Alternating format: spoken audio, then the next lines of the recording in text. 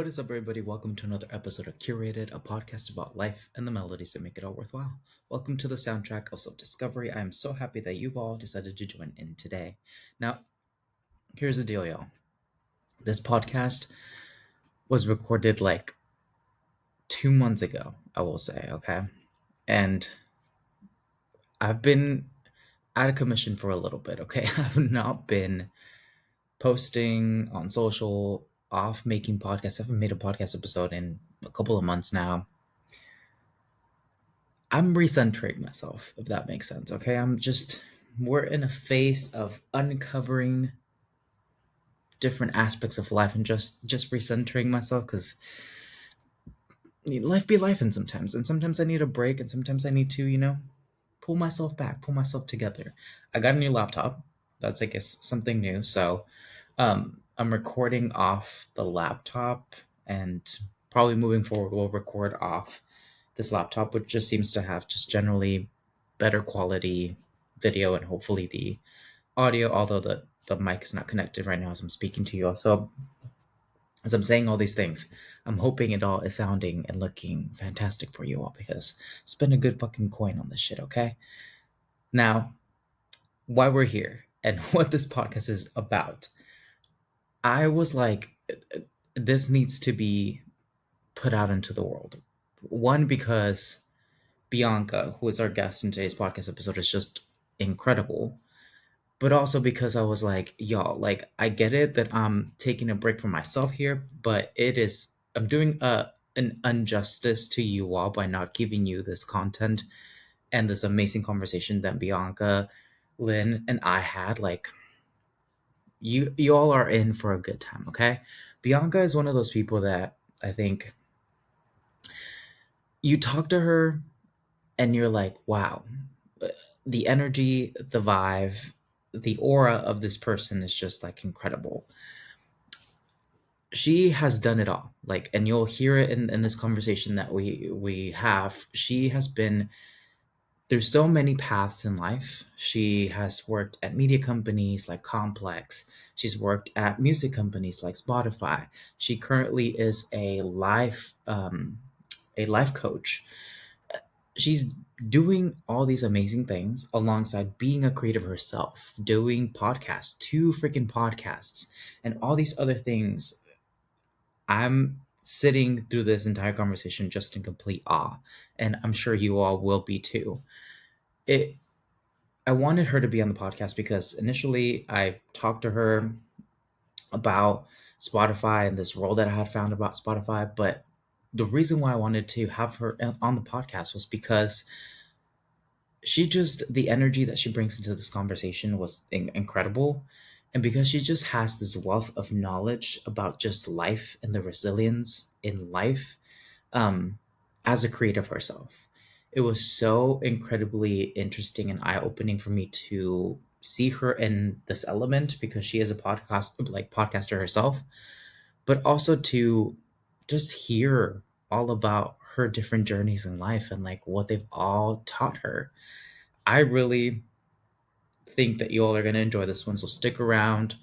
It's a good time. It's a really good conversation. But like I told you all, I'm out here figuring my life out. Okay, who knows when I'm gonna be back doing podcast episodes? Hopefully, it's soon. I'm like trying to figure my shit out a little bit here and there, and we're working through things to just make this better. Um, get more people listening. It's gonna be a good time. It's gonna be a good thing. Okay, for now, I'll see you when I'll see y'all. But trust me, y'all, you want to stick around and listen to this episode. So let's get to it. What is up, everybody? Welcome to another episode. Thank you all for joining me. We have a special guest today, Bianca. Thank you for joining the podcast. Appreciate you being here. Yes, of course. Thank you so much, Carlos, for inviting me and wanting me to join the I conversation. appreciate you, and I want to give some context because we got introduced to each other by a mutual friend. Shout out to Nico. Um, Hey. and the reason why I first had a conversation with you was because you used to work at Spotify.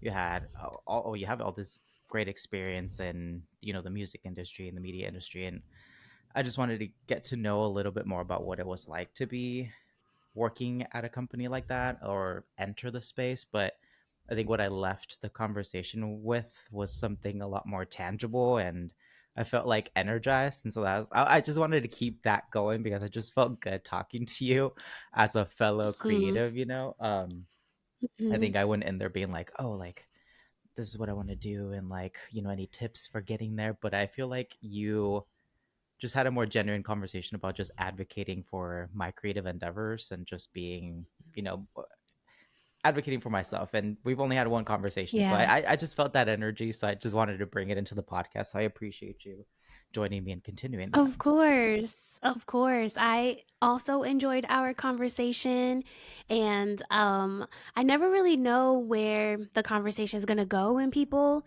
ask me about these things, because sometimes it really depends on my mood, where Yeah. I'm like, I feel so encouraged about work, so like, yeah, I'm going to talk about all the great things. And then there's other times where I'm like, well, I feel much more better about me, so Right. like, what do you want to do? What do I want to do? So I'm always just like, where's it gonna go? And, like, I hope it lands, Yeah. because I don't know what people are expecting, Mm. Yeah. and, like, even if I was given a conversation about, more of how I got to where I got, that doesn't necessarily mean that that would be the exact same, like, format or steps that would work for you, you know? So Right. sometimes you may be like, "Dang, well, I already tried that." So I also am aware of that as well, of, like, Yeah.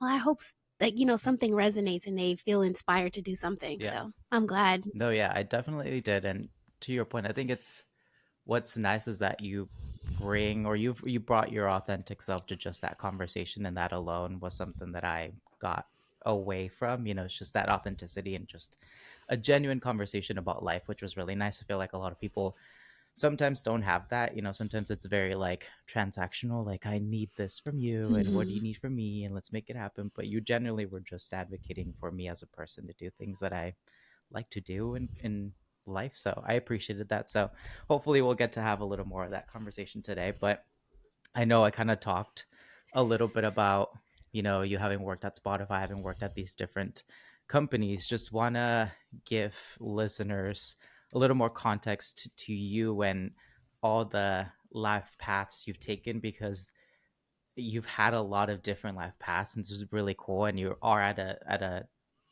path that I think maybe people think is unconventional. That might also not be where you first started. So I just want to, if you can, just give people a little more context as to like where you started in life, where you are now, in your like, just like Ooh, life journey. It's a loaded question, but okay.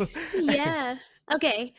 And this is more in terms of my career, I right? mean, I guess. career, but like in life too.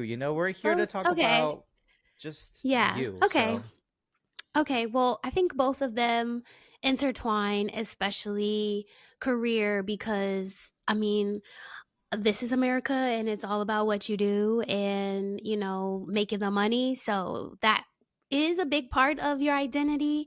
But I'm a Jersey girl, born and raised in New Jersey. And as a child, I used to do commercials. So I've always was drawn to like production, theater. I never like, I have moments of being shy or coy, but I like I wasn't shy to be in front of the camera, and I love to sing and act and do all of those things. So I started there, and my mom had asked me if I wanted to go to school or do commercials, because mm, as much as I love like performance, I really love school too. I love to learn yeah, new things. And that's probably why I have kind of been all over, not all over the place in like in chaotic sense, but just kind of like bouncing around from different things, because I'm just kind of not kind of, I am a curious mm, person. So I chose school because that's where most of my friends are. You make friends when you do commercials, but you don't always see the same people. And then in high school, um, I was the lead of my high school musicals, and I was in the plays, and I did forensics, which is competitive speech and debate. It's mm, not like science.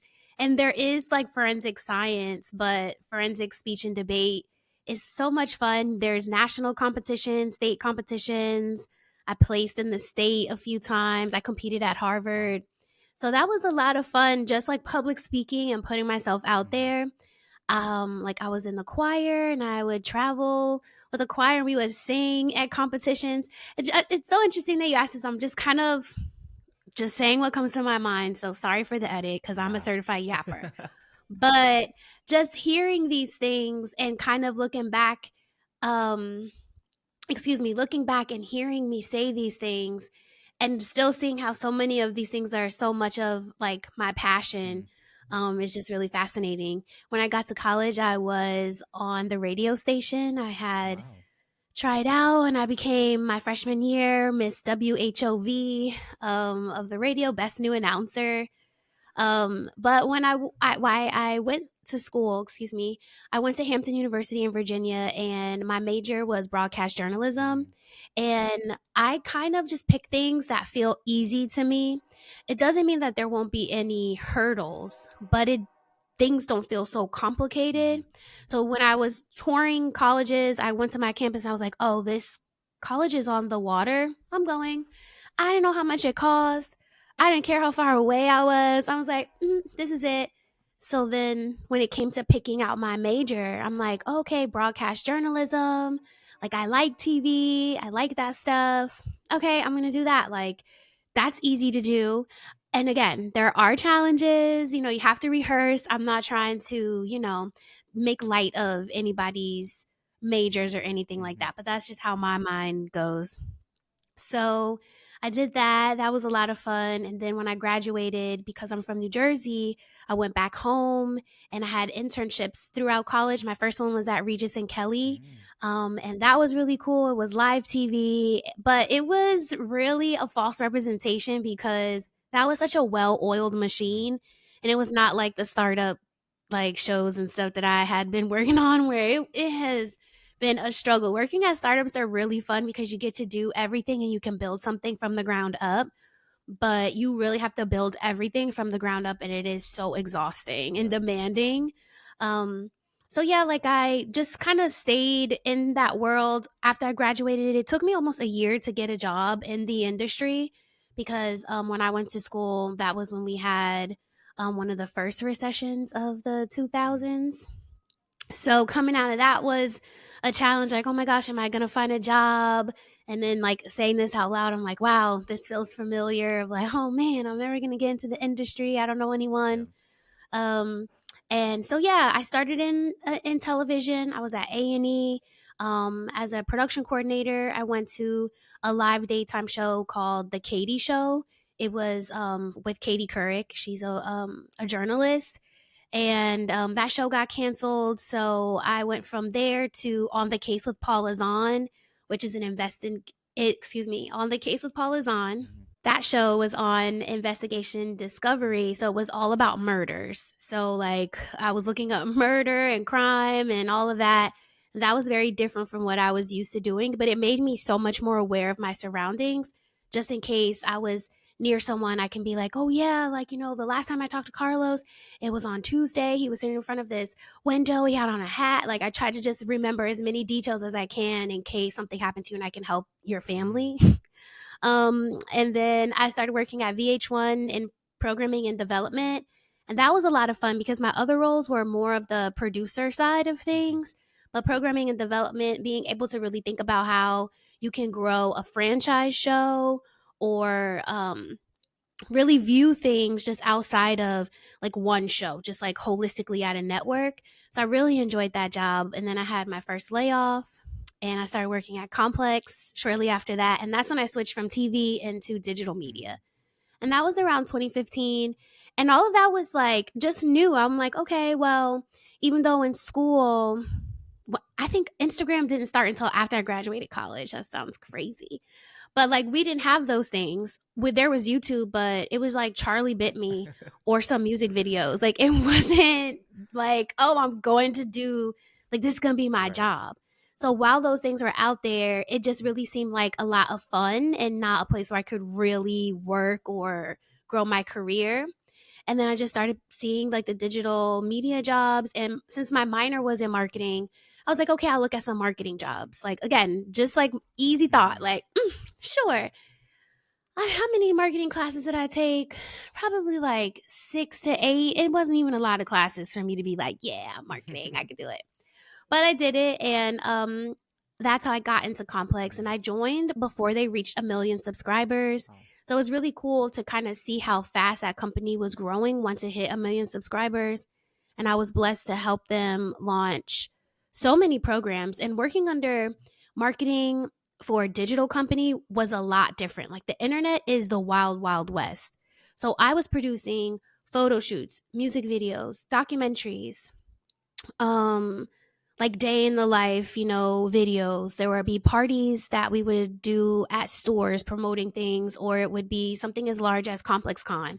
And as long as we were able to put it up on the internet, like a video recap, then I could touch it. I did a 5 city block party across the country. I did this art mural project across the country in 5 cities. So it was just like, wow, you don't think that this is something that you can do working in the digital space. Like I thought I was working for this website, Mm. but I'm all over the place. But it was branded content, and branded content is where the money is. So that's why most people who work for marketing, they have, mm, I don't want to say more experience, but they may travel a lot more because unless your original show is a hit, you are staying in the office, you're staying in that local studio, Yeah. So that was really amazing, but there weren't a lot of people on my team. So let's say there would be 25 to 30 salespeople, and there could have been like 7 of us. So that was a lot, 7 people to execute up to, 15 to 20 programs at Yeah. once. It just was overwhelming. And at that point, I wasn't that creative because I had so many different projects. Or maybe it wasn't that I had like 10 programs that I was working on, but 2 of them were massive. So it would be like the 5 city block party. I got to travel around the country for that and working on Complex Con, plus the 7 little smaller things that, just kind of come and go. Yeah. So it was tough. I didn't really have a good work life balance. I fainted when I was Oh at my that job gosh. on an airplane. But I was like, oh, I'm young. I got to hustle. Like, this is a part of it. This is a part of it. And I wish I had better self care practices at that time, but you live and you learn. I left Complex and I got a job working at Fuse. So then I left Complex because I was feeling like I'm not really being creative. I'm so busy. The next time somebody, has a party and they want a photo booth, well, the photo booth that I used at the last 2 ones, that seems to be fine. I'm just going to use that one for another program. Like I didn't really try to think about new vendors or new ways to approach some of the things that I had just been like repetitively doing. So that's when I knew, okay, I got to get out of this because the branded content stuff, yes, it's amazing to have that money to travel all around the country or the world and work on different things in terms of a producer, but you don't really have creative input. Mm. Like sometimes like how I'm being creative was the locations, not necessarily the way that we should approach the project because this project looks like we're making a commercial for whatever this brand wants. So yeah, with branded content, they are the ones that have the say, not me. And that's okay. I don't need to be in control of everything. But when it's consistently and packed on top of another, it gets tiring, stifling. So I was looking around and I found a job at Fuse, the television network, but specifically I was managing their digital content studio. So I'm Mm. like, oh my gosh, this is the perfect blend. This is a TV network and I'm doing their digital content. This is what I've been doing in my entire career. I'm set. Plus, the office was right on top of New York Penn Station, and I lived in Jersey. So I didn't even have to leave the building. I could just walk right up. Like it was just the easiest. I'm like, Yeah. yeah, yeah, this is for me. And I was tasked with creating new digital content for Fuse because they were just known for playing repeats of like the Parkers or Mm. Moesha, things like that. And whatever new content that they would put out, it would be behind a paywall. Mm. So nobody really had a reason to go. Like, why am I going to Fuse's YouTube if they're playing Moesha? Like, what do they have on their YouTube Right. channel? Like, are they talking to Brandy? Like, Yeah. you just didn't think of it. So we had to create a whole new digital slate. And one of the shows that I created with my team, I'm not going to say it was all me, but it was called Mind Massage. And it's an ASMR show. And so we use the digital analytics of ASMR being one of the most popular searched terms on YouTube because it's a search engine. And we had access to all of these musicians. And I'm like, well, if musicians are like one of the main people to pay attention to sound and the way things, come Mhm. across, they should do an ASMR series. And it was a bit of a challenge to pitch it at first, but I pitched it to this producer. His name is Zaytoven. I think he's like the godfather of trap music.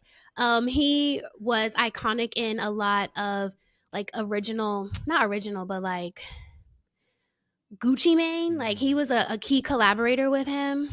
And yeah, so I don't know. I like had his email. I sent it to the team. They agreed. And I'm like, perfect. His video is not going to go viral, but he is so respected in the hip hop community. If somebody sees that he did it, they may say that they would do it. Mm. So that worked, and we put his video in front of Wiz Khalifa, and then Wiz Khalifa agreed to do it. And that Wow. was like, I think our second video. It had 1 million views. And then from there, basically, me and my team, we brought their YouTube channel subscription from 400,000 to over 1 million. Wow. So that was really cool. Just really by like utilizing the analytics. Again, like ease, right? We know that YouTube, like people look at ASMR videos. So yes, when you go to a job and it's time to have creative pitching, you want to think of something out of the box, but be resourceful. Right. If we know what people are searching for, what can I do that's related to what they're searching Mhm. for? So that was really how that came to be. And that was a job that actually had me relocate to Los Angeles. And I'm someone who, like, I love New Jersey, I love Elizabeth, but this is the only life consciousness that we're going to remember. I'm not going to spend my entire life in New Jersey. I was there. I spent 4 years in Virginia for college. None of my family members traveled out of the state to go to college, but I'm like, I love Elizabeth. It's not going anywhere. I Mhm. want to experience something different. And even with living in California, I always knew I would live here because of the business. I would travel and I'm like, okay, it makes sense. Like I'll probably make the decision to live here because I don't want to live in New York City. I like New Jersey. I'm a Jersey girl. I don't need to live in dirty New York City at all unless I'm rich and my man and I have an apartment like midtown. That's buku money, okay? That's that money. So I'm okay with being in New Jersey. So yeah, but and with that being said, I'm like, okay, if I have to do a major city, I would prefer LA Mhm. over New York City to live. To live. Just want to be clear because I don't know, I don't want the listeners to like, be like, Come what? after you being like, Um, nah. yeah, like what's up? What's up? I thought you're from the East Coast. So coming here, I was still working at Fuse. That was June 2019. So moving in the summertime is difficult because in the summertime there's a lot that's going on with music. Everybody's on tour, all these festivals, and we were traveling and attending that. And I felt like, oh man, I don't really have like where's my go-to pizzeria? Like what's my local bar and where's my nail place? I didn't have any of that. And I was like, 2020, I need to do this for me because I had such a great routine back at home and then the pandemic happened. So that's all that work stuff. But what I want to just kind of touch on is that California, like the decision to leave home and move was so important. Mhm. And I'm so glad that I trusted my gut because California has been so much about personal development. I think even if I was at home going through 2020 COVID and the global pandemic, I would not be the same person that I am today. So I hope that just this part of my little story inspires people to just take a chance. Like, don't limit yourself into staying in your hometown Mhm. or staying in a career that you don't want to be in or staying at a job that's getting on your nerves. Like, we all have the opportunity to change our environment. So it Mhm. doesn't necessarily have to be like where you live, but it could be where you are emotionally, professionally, in all of those ways. And it doesn't mean that it's easy because when I moved, I had to live with a roommate. I didn't have a roommate since college. Then there was a global pandemic. I couldn't do anything. I was scared for my life. So I'm saying not to say while we may take a chance in doing something that is out of our norm in terms of changing our environment, that doesn't mean that there's not going to be external factors that question your Mhm. decision. But all of those things, again, like really made me who I am, having to sit with myself and face the fear and be uncomfortable. Um, that really helped me. So now it's 2021. We get through 2020. I'm still working at Fuse, but in January I got laid off, and a lot of companies were doing layoffs. We no one knew what was going on, and I started working at this company called Network, which is an e-commerce app. Well, at the time it was. I'm not sure what it is now if they're still doing that, but it was kind of like QVC for millennials.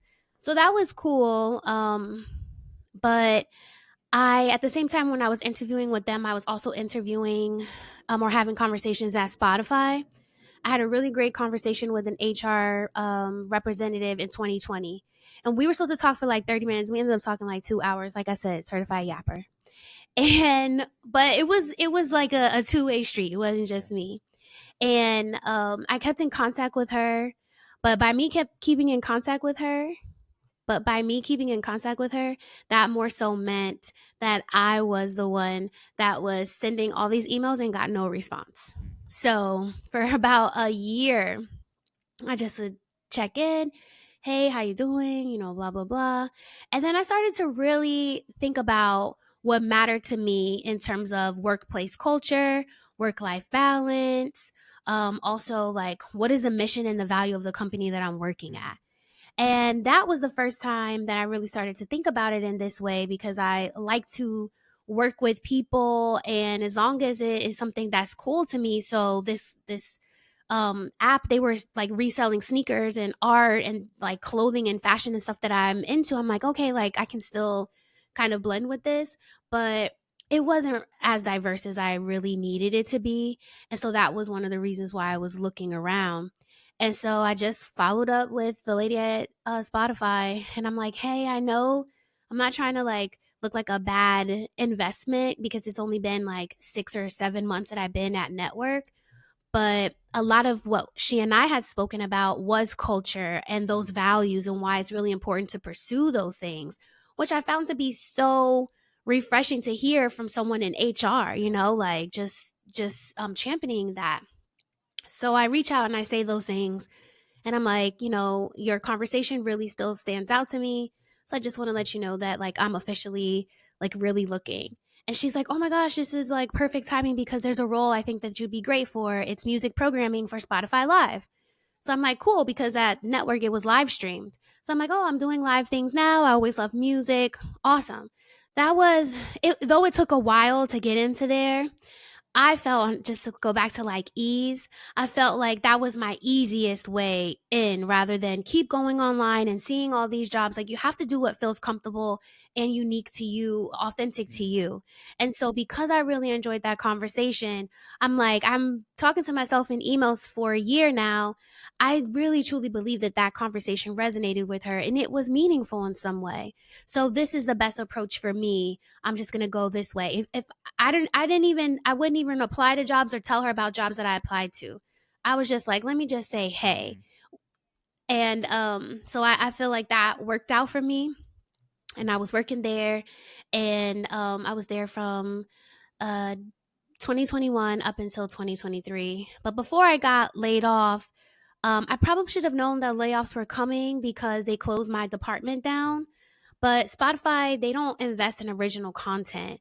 So I thought because this was something that they were wanting to do, like just like historically, it's not like they had like a record label and they would promote like their artists' music. No, everything of the way that they made their money was off of somebody else's creative. Like, so I'm thinking, okay, well, maybe now the time is different. I could be wildly optimistic. And then once I kind of started seeing how they would shift their focus and priorities, I'm like, damn, like they just have so much money that they're willing to try things, but they do not really invest in the time that it takes to really build something. Mm. So once they cut that, I'm like, okay, but there's still so many like positions that are available. Like I should be fine. And they put me to a different team, but the team that they put me on was no longer in creative like a creative capacity. It was customer service. Mm. So I went from thinking about what are the type of genres that we should talk about, like of live music shows, what are the fan bases and what are the music festivals that we need to be at and interview the artists, and oh my gosh, let's do a new show about new music releases, and like let's just be a part of the Mhm. conversation. So for that to be my job to now, oh, okay, talk to TMZ and ask TMZ if they have an issue uploading their podcast. If they do, create a ticket to IT. Mhm. So I was like, Yeah. what? So even with doing branded content, it still was at least a creative role, even though I didn't feel like, okay, maybe I'm not putting the type of time in to, make this fresh. This was the first time since I was in college when I worked at the library that I had to do something that in my role, that I had a job that in my role, it was not creative. Mhm. So I was like, oh my gosh. Then I started having all these thoughts. Like, I didn't realize how much of my creative input and excitement and energy I was putting into other people's stuff once they took it away from me. Mhm. So that's what prompted me to start my podcasts. Walk It Like I Talk It, that came out in February, and What's Mine is Mine came out in June. And What's Mine is Mine came out the Friday before I got laid off, Wow. which is crazy, on my grandma's birthday, June 2nd. Um, and so that was just my way of being like, okay, I am not creative and work. How can I still honor who I am? Because I was feeling bad about work. Like I would cry after meetings. I'm like, wow, like I really hate this and this sucks because I really wanted to be here. Mhm. Like this is I'm the type of millennial that whatever it is that I started with, I'm rolling. I'm not updating. I hate updating my phone. I hate downloading new apps. Like, no. I've been using Spotify since I guess 2012. Like when I got out of college, I don't use Apple Music. Like I just started doing that because I like to make playlists and share them, and friends wanted it. But like, Apple Radio, I have no idea how it works. Like, because I was good with Spotify. Yeah. Like that's just like if it ain't broke, don't fix it. So it was just kind of it was really challenging to accept that. But then I thought that I found a trick where I'm like, oh, all right, well, I got my stuff, so now I can just kind of readjust my perspective and start doing it. And then I got laid off. So that was tough. That was tough because I felt like I was doing everything right. Like a lot of the jobs I will apply online, or just follow up. I never really got jobs from my friends or things along that line, even though that is an important way of getting Mhm. jobs. But that's what I was saying. Excuse me, that's what I was saying a little bit earlier. Like you asked me for my work, you asked me for my job experience, but it's like, oh, I applied online. And people are like, girl, I applied to hundreds of jobs online. That's how you got it? Yeah, but it's not like that exciting. So I just had all of these thoughts. And towards the end of the year, when I didn't have any job interviews, because then I was thinking, like, damn, look at all these cool places that I've worked. And all I had to do was apply online. And like the ego was just going crazy. I'm like, well, I still am sharing this because so many people lost their job. I think if we weren't going through something in our economy, I may not feel like publicly sharing all of Mhm. these things. I think I'll probably still would have created my stuff, but like putting it on LinkedIn and posting about it on Instagram, I probably like maybe once in a while, like, okay, if you want to see it, cool. Like I'm creating this for me. But because so many people were going through it, I thought it was important just to share, like, we're not alone. Like, if does anybody want to talk about this? Because I talk about my feelings. There's so much power in being vulnerable and transparent. Facts. And so people started reaching out to me. Not a lot. They're not busting the door down, but if I was getting like a call or a request at least once a week, I'm like, okay, this is like I feel inspired. Mhm. And so that's what prompted me to get my life coaching certification because I like to be legit. So I'm like, I don't want to be like I could be telling you these things and it could be coming from a great place. You could feel the authenticity, but no, I like my documents, I like my papers, put my little certificate up on the wall, okay? So, that's why I did that, and then I launched my life coaching business last year, but doing this and this is what I find to be interesting when I talk to you, and at least, like, maybe, like, how you phrase the question, probably 30 minutes ago since I've been talking this whole entire time. It was like, oh, like my path and like how I got here to here. here, but I don't know necessarily what here is. Mm, And my whatever this place is, I'm here because I have to keep going and all the other doors were mm, closed. So I'm applying to jobs, but that door's not opening. And if I feel satisfied with my effort and if I see, okay, there's not been new jobs that are posted, well, what else am I supposed to do with my time? Like, I like to be creative. So I'm going to make my podcast, or, I like to talk. I like to do these things. I like to sing. So I'm going to go to karaoke, or I'm going to do whatever. So I think it was more about trying to take back mm, control of my life. Um, and so that's where I am. But I guess I think about it in that way because I'm not paying my bills. Like, I'm not making enough money to sustain myself. So that's why I'm like, I don't know where like this place mhm, is per se, but this is in this season of my life where so many doors are closed. These are the doors that open up. You wanting Nico thinking that it was great for us to chat. mhm. And then you're saying, great, come be on my podcast. Like, this is how I'm able to do it. And if this is what's flowing, why not, go through the door and explore it? Right. So Yeah. that's my very long winded No, answer. it's crazy hearing you because I don't think, I mean, I looked at your LinkedIn, before we talked, and I knew that you worked at Spotify, but it's crazy for you to take me through that journey of literally everything that you've done and all the shifts in your lives, because it's like a lot. You've literally have touched a lot of different places, a lot of different avenues, a lot of different mediums. Um, a question, like a two-parter, but I know you kind of were talking about just now, your like what here is or how you got here, but like what has been, and you kind of said it, being the curiosity that you have to keep exploring different things, but like has that really been your like your why you've been in all these different places, outside of you mentioning obviously those some doors being closed and some others being opened, but like, and you also are very, to your point, open about sharing your experiences, which I appreciate. Like, I looked at sometimes your like LinkedIn post and I'm like, it's so refreshing to see somebody be that vulnerable and being like, hey, this is where I'm at, this is what's happening in my life, like who else is feeling this way, because a lot of people feel like that. So like, I guess my question is like, like what has been your why in really just like exploring all these different avenues? I think a lot of it is being adaptable. That's just a part of my personality. Mm, And I think just at the time, just a small time in history of being a millennial, like having a rotary phone to then a flip phone to then a phone with a camera in the back to a phone with a camera in the front and the back and Wi-Fi, and like everything was just happening so fast and we were just adapting with the right. times and technology. So that for sure I know is what made me go from working in live TV to YouTube to an app like that just is like, excuse me, that just is the flow of like the media Mm-hmm. landscape.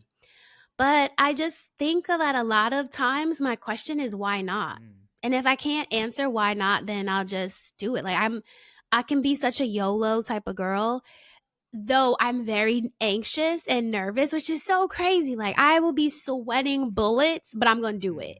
mm, I may arrive there sweaty, mm-hmm. but I've arrived. So I think it's really just that. And even in sharing those things, I'm like, oh, this may not get a lot of engagement. But I look at so much of at least what I've been able to put out there, not necessarily in terms of work, because there were a lot of things that didn't make it to YouTube, or maybe I did something for a brand with it being branded content.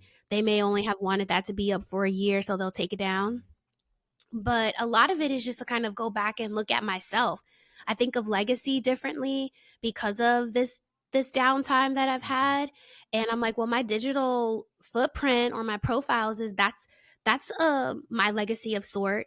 So I just think it's important to share. If something, God forbid, was to happen to me right Right. now, you can see the type of person that I am. Yeah. So No, that's I think that why not?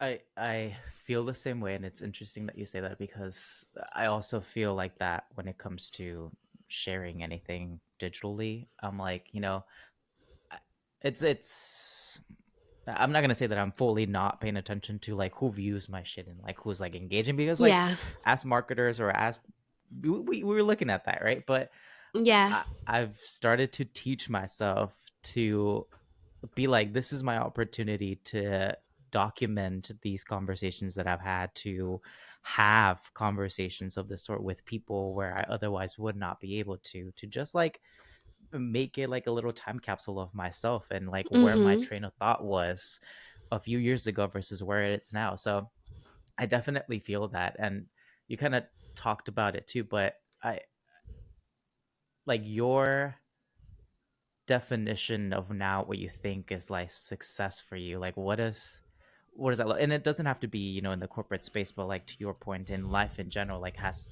I'm sure based on everything that you've done and how you may see life now, like how's that definition for you of like what you find success in what you do? I think joy. Mm, I think joy and peace are the success identifiers for me. Now I would define success as joy and peace. mm, And I think, well, no, I know it is because of this 18-month, no full time employment season of my life.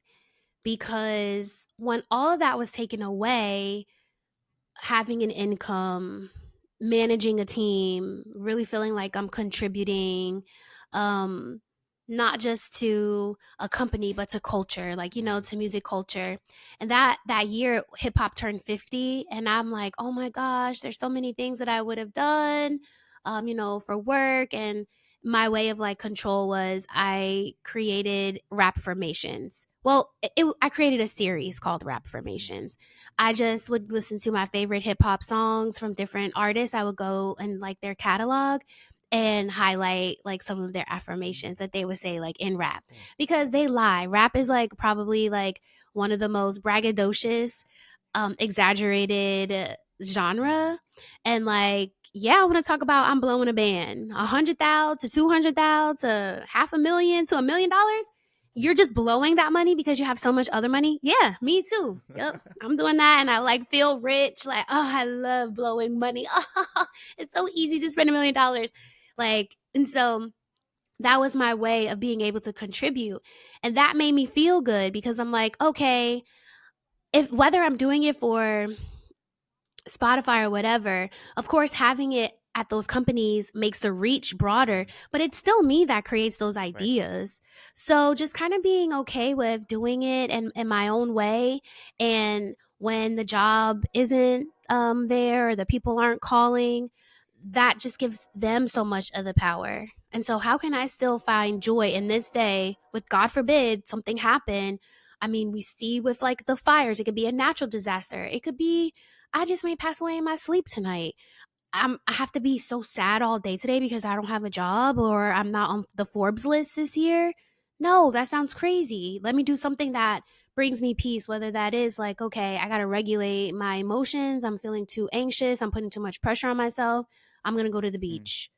Or, okay, I'm feeling a little sad. I'm going to do a dance party. Sometimes I like to think back to some of my favorite music videos when I was growing up where I knew all the dance moves. And then I play the video now, like I'll record myself like, oh yeah, like I'm about to kill it.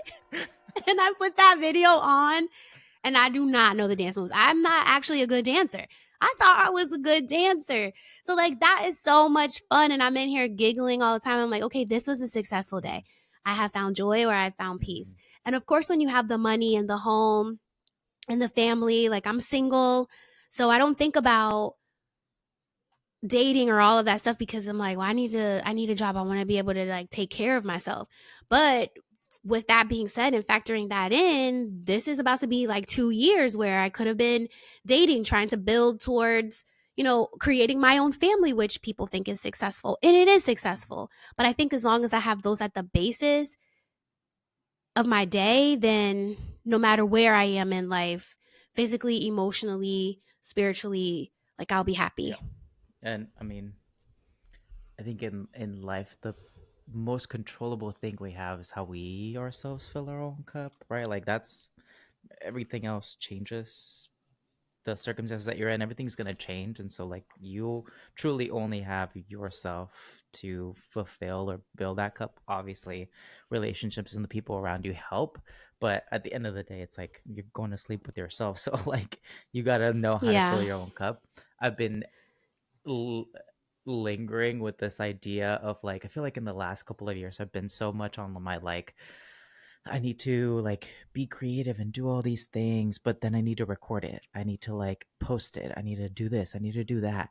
That I'm forgetting to do what you're mentioning, which is to just like sometimes I don't need to be putting up a TikTok of me doing something. I could just do it for the sake of You could just like do it. me Mhm. enjoying that. And I'm trying to refine that because I think in this day and age, like we can't just like um take the time to Be in be the present. present and enjoy a hobby and not have to make a hustle out of a hobby every time. You can just literally have that be your hobby and enjoy it because you genuinely just want to take part in it.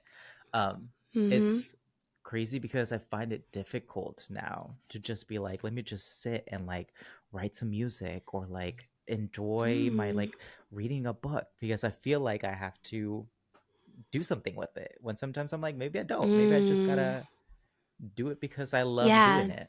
Um, because you're a creative person. right. And so I don't know. I feel like Mhm. this day and age has made us so not to say less creative, but we always have to have an output. You know, there's always has to be something Mhm. that comes out of us doing something for the joy Yeah. of it. That it's just like Yeah. sometimes it takes the fun out of it. Mhm. If you don't post it, did it really happen? That's what Exactly. like Right. some Right. people Right. think. Yeah. Yeah. And so I'm in the space of trying to find that joy for myself of trying to be like, hey, you know what? I can do things for the sake of just doing them. At the end of the day, when I'm gone, who's gonna really care? You know how much I posted on TikTok or what I did. You know, but truly, it is what I enjoy doing that I'm gonna take away with myself. So it's it's Yeah. crazy. But Yeah. yeah, go ahead.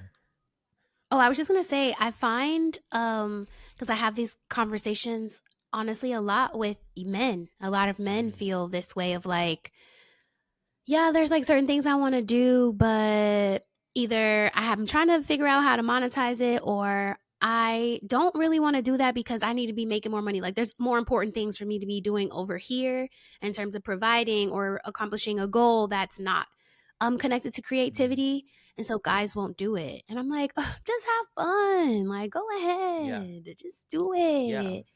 They're like, "Ugh, I don't know." And I'm Yeah. like, "Okay, well, can you look at it as if like if it is something that you may want to monetize later on, everything needs practice. Like we all don't start off like amazing. So like even if you're not recording it or monetizing it, this is just to sharpen up your skills. Right. You putting in that time. Exactly. You in the gym right now." Yeah. Exactly. No. Yeah. But And I feel like maybe that comes from this idea of like, which is a question for you because being a life coach, I'm sure now you see this plan out for a lot of people, but there's probably this like arbitrary timeline that we have of life, right? When you're like, for example, I'm 29, I'm about to hit 30, and I'm like, oh, I should be doing X, Y, and Z by this point, or I should be focusing myself now on buying a house and having a family because that's just what this arbitrary societal timeline that we have has made us do. And so at least for me, that's why I feel sometimes the case that I'm like, like how do I monetize things because I need to make more money. I need a bit of wealth, right?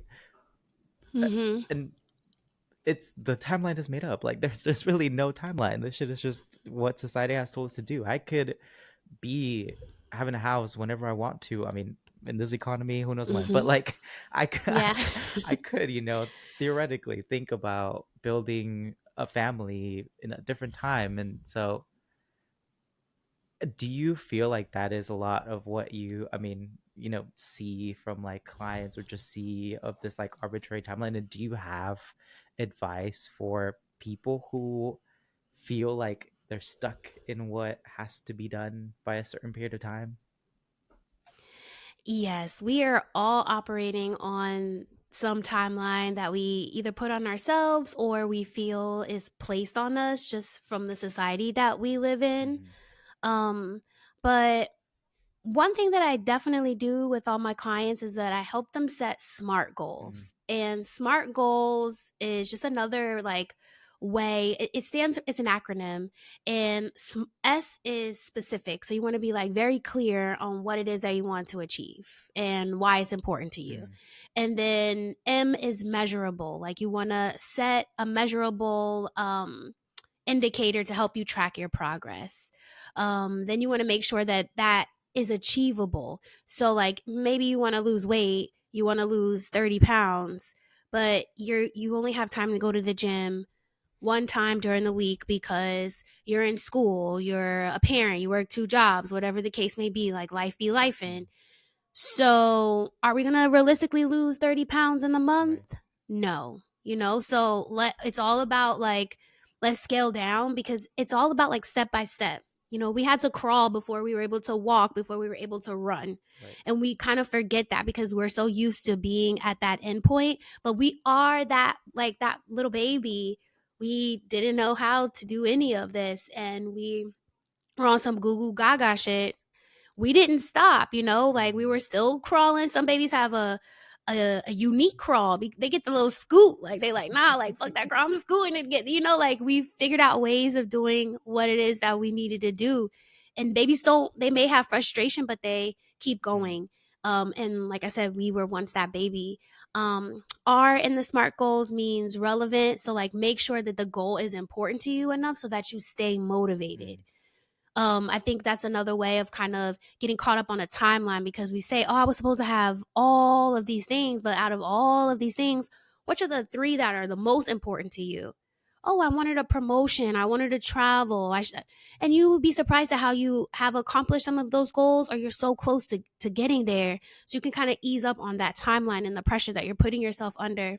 And then the T is like set that timeline for completion. So now that we've actually realistically talked to one another, 30 pounds in a month is not going to work. 30 pounds in 3 months in the quarter, that sounds, more Mm-hmm. realistic. So really working with people to just focus on the SMART goals. And then I think it really depends on you. I've learned a lot about there's so much outside of my control, the external. So, like, I think I'm an amazing person. I'm applying to all these jobs or whatever, but the economy is what the economy is. True. What can I literally cannot control that. It's frustrating. I may have to adapt and maybe, go into an industry or take jobs I don't want, but that's out of my Mm-hmm. control. So you have to like give it up. You have to surrender. I think once you learn to surrender and like this is what it gets deeper, like ego deaths and all this stuff, which is not necessarily in like we don't talk about that in life coaching per Mm-hmm. se. That's just like a me. If you wanted me to be your life coach, I would talk to you Mm-hmm. about ego death. But like in terms of like the rule book and all of that, like no, we don't really talk about Mm-hmm. that. But that's really what it comes down to. Because once we surrender to the flow of life, then sometimes when we're in this, we could take a step back and be like, wow, okay, these were all the things that were working in my favor behind the scene. And no, I'm not successful on my podcast, but I have 2 years of content. And when I mean successful, I'm talking about I don't have hundreds of thousands of followers and hundreds of listening hours. Mm-hmm. It's successful to me because I've been putting that shit out every week for 2 years. Somebody is going to be like, damn, she already has 4 seasons of content. Boom. Yeah. And so to me, I'm like, oh man, I don't only have 10 people who listen to it this week. But to someone else, they're going to be like, she has 200 Mm-hmm. episodes. So it's really about that time. Who knows if it's a 200th episode? I got to get to that 200th episode before that person, our paths Right. cross. So I just do my part. And I really believe that our efforts will be rewarded. Hmm. So. Yeah. What has because along, I mean, the smart goals and like you said that just like there's a lot of uncontrollable things too that like we don't take into account. But having been in this space now, what has like life coaching taught you about like yourself? Has anything just been brought up where you're like, oh shit, like big enlightenment moment for how I've been wired to think or how I've been thinking. Um, yeah. Yeah, it's definitely helped me out with active listening. Mm. Just being quiet because again, I started yapping it up the first 40 minutes of this. So just shutting up and listening to other people and it really allowed me to just see that no the different people who come to me for life coaching, they all are going through something different. Mm. So to kind of hear what people are working through, what goals they want to set for what areas of their lives, really just helps me to see just how like how human we all are, Mhm. because in this world where we're with social media constantly comparing and seeing what other people are doing, it's really easy to feel like nothing bothers Carlos, or he's never had imposter syndrome, or he doesn't fail at Mhm. things, you know. It's easy. So to hear other people just kind of share in ways that they're struggling with resistance Mhm. or guilt Mm. or fear, you know, just those um Mhm. categories, it has helped me to really like give people more grace, Mhm. and just kind of like I also have recognized in the active listening that not a lot of people feel safe to really talk about their feelings and things that are um bothering them. Mhm. I'm like, dang, like you never told anybody this? They're like, yeah, this you're the first person that I've told. And I'm like, well, thank you, but like, what? Yeah. You should have told somebody, like, somebody would have given you a hug or whatever. That is why I got my life coaching certification, because I know it's because that I put myself out there and I talk about these feelings Mhm. and I'm like, it's okay to be like, this is kind of scary. It really, like, I think that people don't want to relate to perfection, you know, Mm. like it's like whatever. It's like, I'm more relatable because I'm showing you my imperfections and my flaws, and I'm like, and it's not to be relatable. Like, I'm not trying to monopolize on anything. I just don't want people to feel alone. Right. Like, I made a personal mission statement in this time that my life changed, and it's inspire others to make impactful changes to their lives. That can be just drinking more water. It could be crying today. It could be so simple. Mhm. Like, it doesn't have to be like something so grand, but maybe it is. So yeah, I think that's the Yeah. answer. It's just yeah. How do you how in the act, I guess, of like active listening and or in general, how have you like if I was to want to make a safe space for people to be like that, like do you have any, I guess, advice for somebody? I know it sounds so like meta to say it because you sometimes could just be like just literally have a genuine conversation with somebody and like that could pop up. But to your point, I feel like today with how everything is, it is probably a lot harder for people to be that vulnerable or to have those conversations with people. Even say with my friends, like I have probably a handful of people that I can think of where we've had like a genuine conversation about life. The rest of them is like, oh, we're out partying and drinking. That's how I know you, and that's what I know about you, right? What you do for work and what you enjoy drinking. Like that's about it. But like, how do you Mhm. create those spaces for people to have those conversations? Well, if you are someone who like found me online or like on LinkedIn or something, you listen to my podcast or see me on TikTok or Instagram and you reach out to me, those people are more likely to be prepared to be open. Mm. And I have some general starter questions, you know, what are some things that you would like to accomplish in the next 3 to 6 months? What has prevented you from accomplishing these goals? How would you feel once you've accomplished them? How would you feel if you didn't accomplish them? Things like that. I try to kick off and kind of see where people Mm-hmm. are. But if it's just a normal person, I really like to know what people like to do for fun. Mm-hmm. What are ways that you like to have? When was the last time that you did something fun for Mm-hmm. yourself? When was the last time I start to ask those questions, and when people kind of be like, "Oh, I haven't done anything. I haven't been to the movies. I haven't been to a comedy show. I haven't gotten a Mm-hmm. massage. I haven't done this. I'm like, "What? Why not?" And then I'm like, "Well, how would you feel if you did that? What's stopping you? Why don't you set time for yourself?" And then I start to see some people are like, "Look, bitch, you asking me too many questions." But some people will be like, "Okay, like I'll I'll answer." And then eventually we get down to the question of how has this resistance served you? Mm. Like, how is this serving you? Mm-hmm. How does this make you better? And then some people are like, okay, like I hear this, but it's so easy to be in this kind of like robotic cycle of life where, eat gems, tan laundry, Mm-hmm. whatever they used to say Jersey Shore. on Jersey Shore. Yeah, like it's so easy to get into that kind of groove. So even though you may feel excited about doing something, then you kind of let the other things kind of come in and be like, well, realistically speaking, I don't really have time or whatever. You put all the excuses Mm-hmm. before your happiness. So I just try to like ask those questions. But I do try to be mindful of like people aren't asking me to life coach them, and I don't want to Yeah. overstep. But I just kind of read people's body language, and then I'll just be quiet. Yeah. Yeah. No, it to your point, that's probably the definition of active listening.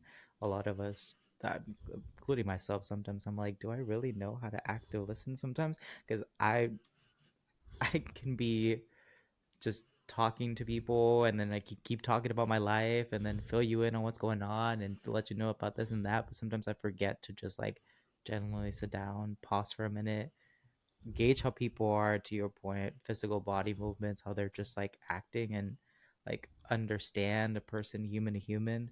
um it's just like it's crazy to think that that's like so difficult nowadays to do, but it like truly, especially when like I don't know, a lot of us don't work like person to person sometimes. And I mean, I get it, Mhm. I find value in that part of it. I'm not necessarily the most advocative person of like being in an office 5 days a week, Yeah. but I, Yeah. I get it. I understand. Those just like uh communication skills and all of that stuff is like it's becoming really difficult in this day and age to Mhm. have. Um Mhm, definitely. One way that I just want to quickly say this. When I lost my job, I was like, damn, I'm not talking to anybody. I had all these meetings and then I can't talk to my friends all day because they're at work. So I like to figure out ways that I can have control over these things, my joy and peace. So, what I decided to do was I made it a point to say hello to people when I was at the grocery store, when I was at the gym, just to make sure that I was maintaining being social, looking people in the eye, smiling when I don't really want to smile.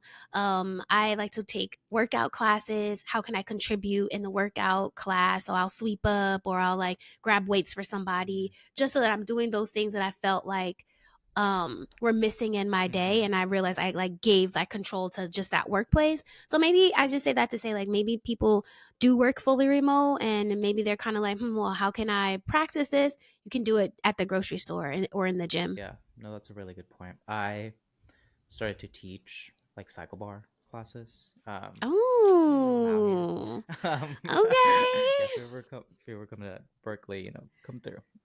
But it has been my way of doing that in a sense because I've found myself being cooped up at home all the time and just lacking that ability to connect with people. Hmm. And literally now I get to do that for an hour where I'm just literally coaching people and getting them to work out, which has been really cool. Yes, Um, I love but yeah, that. to your point, I think the gym, the grocery store are great ways to do that. Um, it seems simple, but like I said, it's so hard nowadays to do that you gotta Hmm. take those baby steps.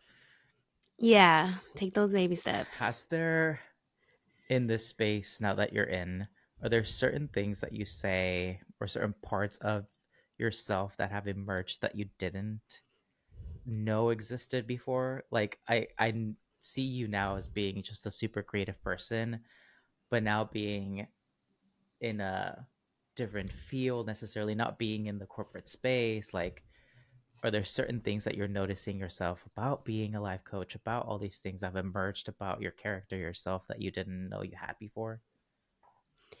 Definitely my Mm, self-esteem has really gone up because I have been so intentional about caring for myself and really having to provide um everything for me. mm-hmm, I have always had to do that, but it's just at a different level because it's easy to be like, "Oh yeah, I'm providing myself," but I'm in this groove of like wake up in the morning, go to the gym, go to work, mm-hmm, go to this like I'm aware of myself, but I'm really not that aware of myself. So to now really have this true self awareness of like, I don't feel good or I feel down. And what can I do to make myself feel better without being reliant on a title or a meeting or a conversation? Um, so that has been really great. And it has helped me to better identify the type of people that I need around me. Where I, in the past, even in the present too, I'm gonna be honest. Like my boundaries can be so weak, weak as fuck. My boundaries, like dang. And so just being able to better identify that and really choose differently has been great. mm, Um, yeah, I think it's that self-esteem and even like getting comfortable with being seen.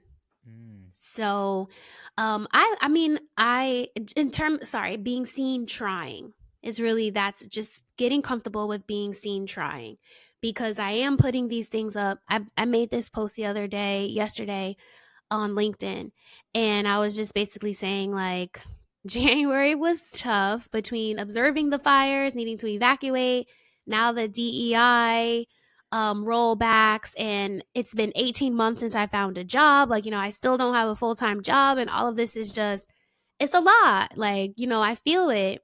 And like, how is anybody who experienced something like this too? Like, how are you coping? It was like 3 hours the post was up. I only got like 4 likes, which was fine. But on LinkedIn, they automatic like you can see right there, like if you look at your mm-hmm, post, like how many like views it mm, had. And it had like 1,000 mm. views. And I'm like, okay, so 1,000 of y'all see me talking about no one is engaging. People are like, damn, that's sad girl. Like, ooh, Oh my god. that's sad DEI girl. I'm like, oh my God, like, but I'm like, whatever. This is how I felt. 3 people hit me up separately offline about that Mm, post. So I'm like, okay, see, I knew that this was resonating in some mm-hmm, way. I'm just putting that out there. Um, and it's cringe. It could be very much cringe, but whatever. yeah. Like, and so that level of confidence, like again, don't get me wrong, like I was cringing like this, like I was looking at the post like, oh my God, like, oh, but it's still up there, Yeah. and it is what it is. It's for the story. So No, like, I think those are the key things. and let's talk about that because I'm I'm like I don't want to shade friends or like because nobody is obligated to do anything with what I post. Like that's what I've learned, right? I'm not expecting my friends, my family, anybody to engage with my shit. But sometimes I'm like, I saw you looking at my TikTok post. You can see who's looking at your TikTok post. Y'all couldn't just go like this Mm-hmm. real quick, like just No, this. Like that's all you had to do. And no, I'm like, no. it's just like Mm-hmm. it like sometimes it just stresses me out. I'm like, y'all, I'm trying to build something here. I'm trying to come on, like help me out just a little bit. But I, I've at least started to tell myself that like, hey, maybe this just wasn't resonating with them. Like, and just because they're my friend, I can't expect them to just be like, oh, I like Mm-hmm. every post that you have, which would be great. I do have some like friends who are Yeah, I have some friends avid like that. Yeah. listeners. They be sharing my shit. Like I'm like, y'all are truly the real MVPs. I'll treat you out I remember. to, I'm exactly, exactly. whatever I'm you want. treating. Yeah, Yep. like you want Mm-hmm. a coffee, I got you. Like just hit me up. You text me, I will reply right then and there. Like Mm-hmm. I know those people, but I'm also like, hey, let me. It's so hard, like I said, to not pay attention to the numbers, especially when like your friends. You think they're the people who are just gonna advocate for you when you're trying to build something, but sometimes they don't. And I'm like, I need to learn not to expect these things from people. I need to learn, to your point, which has been my hardest hurdle, is to just be okay with trying, to just be like, you know what? I posted it.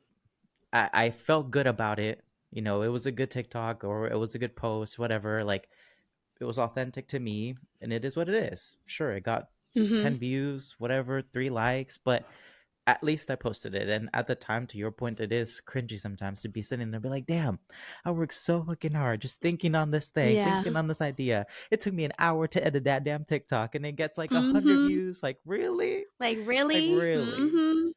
It's Mhm. it's crazy. Yeah. It is challenging, but you have to, well, you don't have to do anything.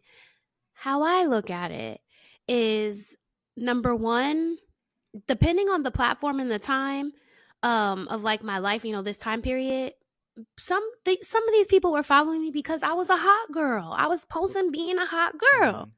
So now if I'm talking about getting a life together, they're like, "Okay, but, like, I was here for the hot girl." So I'm like, "Okay, I can give you some kind of understanding, Yeah. but still, the season I'm in, I'm more than just my looks, Mm-hmm. hello." So then I'm, like, on the flip side of things.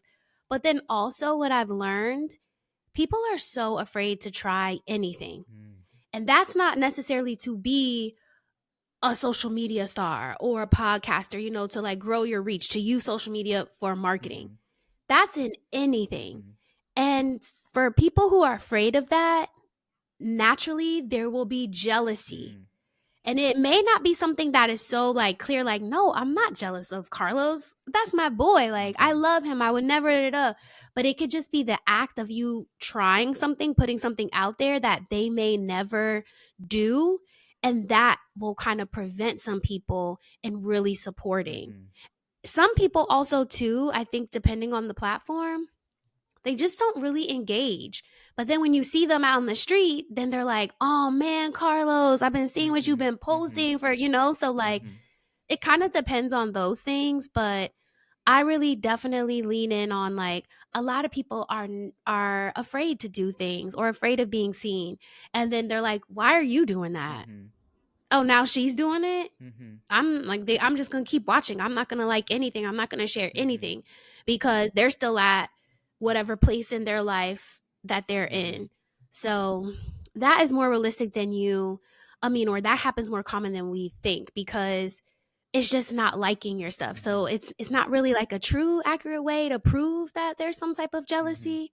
But just in me speaking with a lot of different people, and I hear so many things that people are like just not pulling the trigger on doing. And Mm-hmm. I'm like, okay, it definitely has to be that. And the crazy thing is that sometimes, because I have friends who have been starting out and things, and now they're like popping off. You know, I have friends who are like, we're starting out their like DJ careers, right? And now we're like playing at like small festivals or doing things like that, right? Back here, everybody was like, okay, whatever.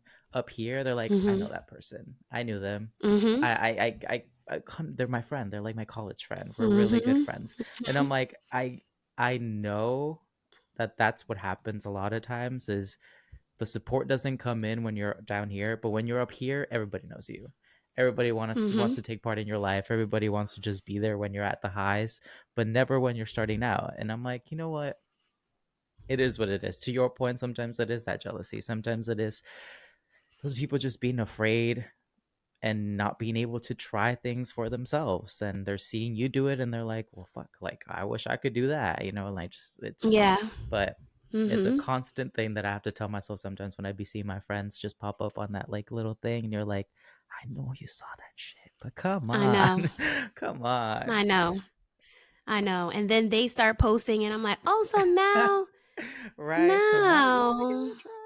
Interesting. Mhm. Yeah, Interesting. but it's the name of the game, I Yeah, guess. it truly is. Um, I don't want to keep you on for long, but I do want to, because I know you have also two podcasts. I want to know more about those two podcasts. Like, what are they Okay. about? Yeah. Okay. So, Walk It Like I Talk It with Bianca Lynn is the personal development affirmations Mm-hmm. podcast. if I gotta walk it like I talk it, your word is your bond. Like, why are you saying something if you're not doing it? So that's why I named it that. Like, girl, you over here, and then like I'm putting it on record. Oh, so I'm really putting myself out there like that. You better live up to what it is that you're saying. Right. So it was more so of making sure I, stay the Mm-hmm. course. But that one is, it started off, I would do affirmations every Wednesday about various different topics: love, hope, feeling sad for the holidays, like whatever. And then I started to read some books that were really instrumental in my personal development. So Mm-hmm. I did, it's 2025. 2023, I'm sure it was 2023, I read this book called Nothing Changes Until You Do. And so I would paraphrase, or I would just kind of highlight some key information in each chapter. And so I would share that. Now I am currently doing, and also too, because I'm just not afraid of just trying it Mm-hmm. out. I've changed the format. Sometimes I do things one way or the other way. Oh my gosh. When I first did the rap formations, I tried to, and I think this is the Jay-Z episode. I tried to say the affirmations in like his tone and like his accent. It's a mess. It's a mess. I gotta go. I gotta go. I gotta go listen Then to I it now. tried to like, I'm like, oh, this is so weird because like when I'm saying these lyrics, I'm not saying like I blew a bag today. I'm like, yeah, I'm just jumping around the house. So that is really funny to me. Eventually, one day I'll go and re-record those. But so yeah, that's like a random one. But now I am reading the Seven Laws of Spiritual. Wait, the Seven Laws of Spiritual Success. I think that's what it's called. Oh man, it's let me look it up right now. The seven laws of, yeah, the seven spiritual laws of Mm-hmm. success. That's what it's called, by Deepak Chopra. And those laws are so simple. It's a quick read, and I was like, oh wow, like this is great. Similar to like The Alchemist, Mm-hmm. like, oh wow, it's a quick read. So I'll share that. And so I'm reading that right now. And I'm also putting an affirmation of the day with that. Mm-hmm. Whereas before I would usually just, read the book and put that out on like a Friday or Sunday, and then affirmations are always on Wednesday. So I'm toying with the way that I do that. But that is that the episodes are always on Wednesdays. I may have taken like 4 Wednesdays off in the past like 2 years. I usually stick to it, and it's so easy to record. I just reuse my phone to record that, so I can do that anywhere. Also, too, with it, and this is so fun just having it out there. One time I was in Barbados and I was recording with a microphone, so who knows what that audio really sounds like because it was loud at the beach. But it wasn't, yes, it's for the people, but it's also like that Right. consistency, like keep Yeah. trying. My second podcast is called What's Mine is Mine with Bianca Lynn.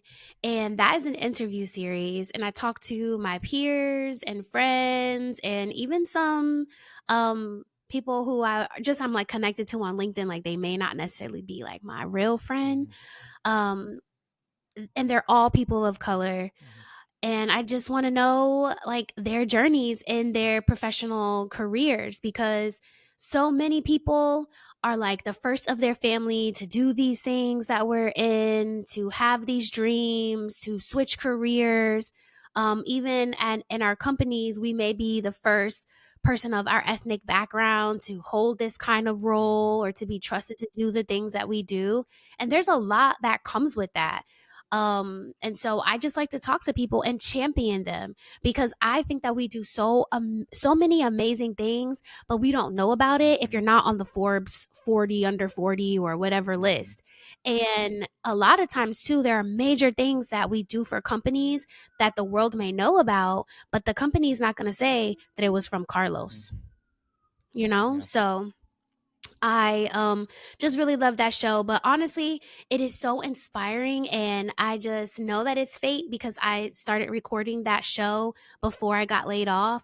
But hearing people's journey and just hearing that and seeing that there's so many different ways that something can work out for you, Mm-hmm. but then also God is so present in so many people's stories, and I have grown so much closer to God in this Mm-hmm. time. So every time I have a conversation, it just feels so heaven sent, and the way that everybody's able to pour into one Mm-hmm. another, I just love it. So that one, I have seasons. I don't put that out as often because, similar to you, recording interviews takes time to set it up, to edit, to get it all together. And doing two podcasts, like being the Tyler Perry of my podcast, writing, directing, editing, shooting the light, putting up the cameras, doing the things, it can be a lot. Mm-hmm. And I am used to having teams. So I also have to honor that about myself too. Like, okay, girl, now you're getting frustrated in the process and you're back to missing what you don't have right now. Take a step back. Mm. If you need a 10-week break between the next season, that's Mm-hmm. okay. Like, my goal is to still be consistent, and I am. And because I'm not doing this for a job, I'm not under a deadline or pressure to put something out at whatever quarter. Like, I Mm-hmm. have so much freedom. Yeah, So I enjoy that. that's awesome. No, I hear you on both ends. One, the just discovering what to do with your podcast, because I feel the same way when I started doing this like 3 years ago now, probably. It used to be focused around like music. Like that's what I really would talk about, right? I would talk about like Coachella Fest and like new albums, do album reviews and all that stuff. And then I just started to talk about life all of a sudden, and then I just started to talk about like creativity all of a sudden. And I'm sure people who've been here who Mm-hmm. were listening at first are like, bro, what you like what's going on? Yeah. You know, I'm I like, thought we were talking about yeah, music. I thought this was a Yeah. music podcast. Now why are you talking about your life? I'm like, okay. Um, but in part, to your point, it's also nice to like listen to old episodes sometimes and be like, oh shit, like look at me now. Like, it's changed a Yeah. lot, but like maybe now I kind of know what I'm doing a little bit. Like things have Mm-hmm. changed. Like, okay, like I'm getting the hang of it. Which in itself is like rewarding just to see that like change. But Mm-hmm. That progress. exactly. Yeah. But I also feel you on just like the whole one man show part of it. It's like it, it's really enjoyable, like I said, to be able to have conversations like this with like you and other people, but it is a lot of work, right, to just like put things together, be your own director, producer, and do all that stuff. So I don't know how you do two podcasts, but that's crazy. So I commend you for that's That it's I'm telling you, it's because the affirmation one is so easy. I literally just plug my microphone into my phone mm, and I'm like, okay, 3 minutes. What are my mm-hmm. affirmations? I write them out, repeat it, boom. I Okay. like that. Bye. Talk to you next week. Love ya. Yeah. And I mean it's like it's content, it's stuff that like is unique to you, right? It's still like really authentic stuff. And it's also that like sometimes that just like raw voice memo on a phone vibe is something that's just like genuine too. I feel like in and this is me going back to just what I see on like social media and stuff like that. But sometimes I'm like, uh, sometimes I just want somebody to talk to me, with the camera. Let's just have a conversation about a Mhm. random thing, and I'm engaged. I'm in there. I'm with you. So it's cool Yeah. that you're able to bring all those things and people and have these conversations with your podcast. So, um, hope Thank that you. people go check those And out. thank you for asking about them. Yeah, Yeah, thank you of for course. asking. I want to ask you, I guess, one last question ish, but more so about all of the spaces, all the lives that you've touched, whether it is coaching, podcasting, the different jobs that you've held in the corporate space. Like, what impact has lingered for you, or you hope that lingers for you the longest? And is there, an impact that you want to have out there, or is it truly just the impact for yourself of being like, I had a good time living life, I enjoyed it? Yeah, I know it's kind of a loaded Hmm. question, but Okay, okay. Ask me one more time. Ask me one more time so I can get yeah, my yeah, thoughts yeah, yeah. together. Through the different lives that you had, right? What has been that impact that you hope lingers the longest, right? Well, and it could be, in Like my impact on the.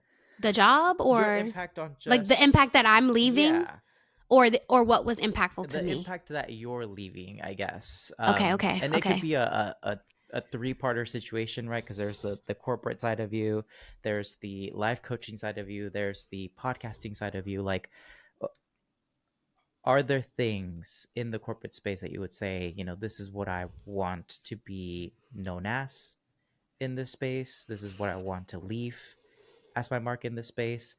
Or is it truly going back to what we kind of talked about earlier, where it's like, you know what, I'm at a point in life where I don't really care necessarily about the legacy that I'm leaving for people, but more so the legacy that I'm building for myself. Um, Mhm. yeah. Well, whatever legacy I build for myself will impact the people because I have a service Mm, mind. So, whatever it is that I do, it is going to be with others in mm, mind. That is that comes from my faith in God, but also just what I do best. mm, Like, I like to be a professional encourager. I love to soup somebody up. I want to join your team, help you build something. No job is really underneath me. Some of them are, I'm not saying I'm gonna do anything, but you know what I mean. Like, I'm one of those people that, like, I'll roll my sleeves up. mm, I'll do, Um, I never really thought about this. I think that this is such a good question. So what is coming to my mind is that I want people, like, the type of impact I want to leave is that I want people to know that it is okay to have fun, mm, like not take things so seriously, mm, but also be like really real and true to who you are. And that is also like when you're bitchy, when you're rude and snooty. Like, I can be so snooty. Like, ugh, oh my gosh, what? Why would you even think that? Like, whatever it is, like really showing up and being yourself, not if we like with our flaws, not showing them and showcasing them in a disrespectful way. But it's so easy, especially like in the workplace, to just put on a mask and never really be yourself.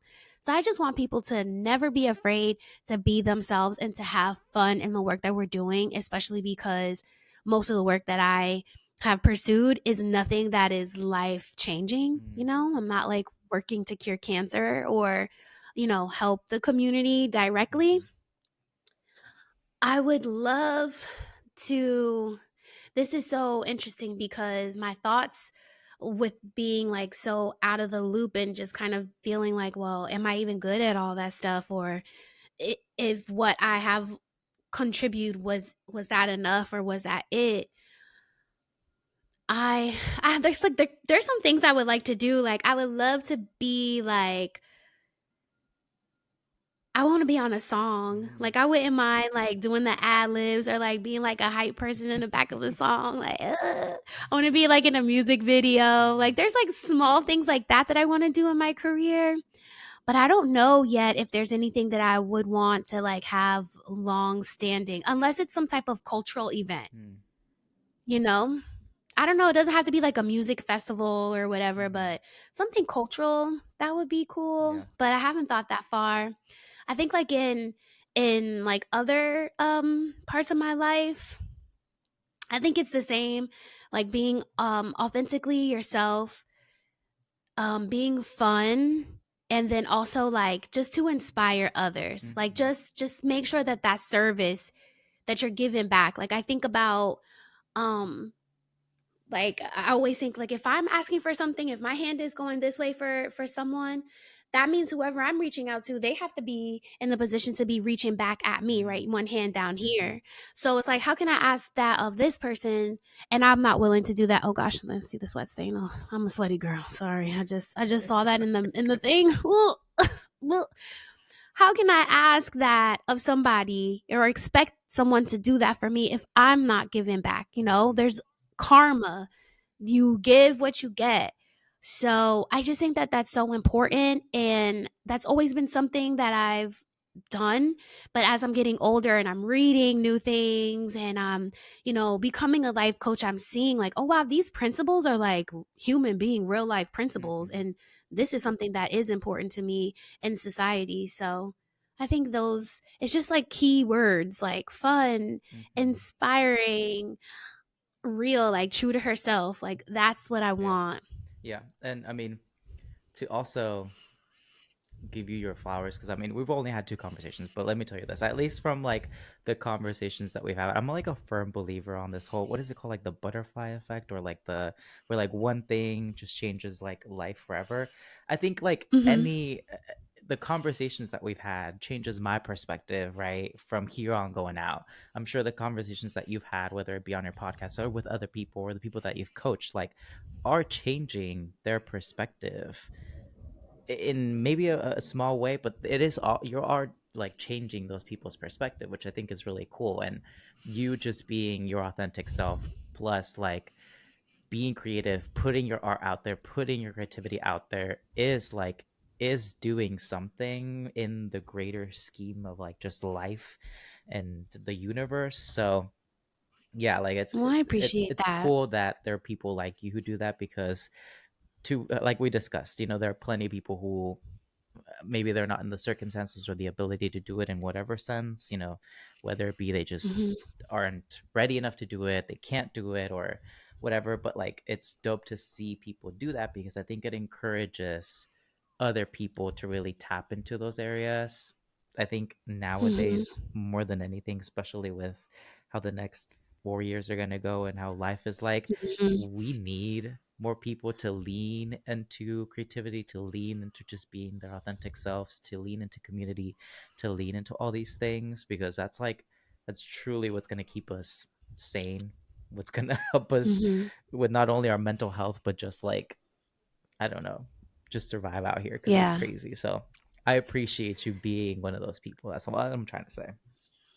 Well, I appreciate you so much for seeing me and just being open to chatting with me these two times and listening to all that I had to say and being curious about me because, this is the reason why I'm doing it. And this is so satisfying to me. And you are one person.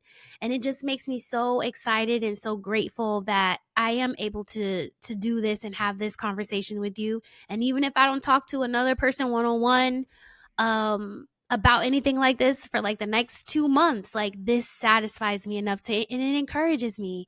So thank you for seeing me and deciding to pour into me and uplift me to show up because like I said, I'm okay with being seen trying, but you don't know who's watching. Some people may not say things, or Mm-hmm. I've stopped looking at the data, or I took off some of those settings so I can't see specific people and all of that stuff because I'm just like, just do it for yourself, Mm-hmm. so Mm-hmm.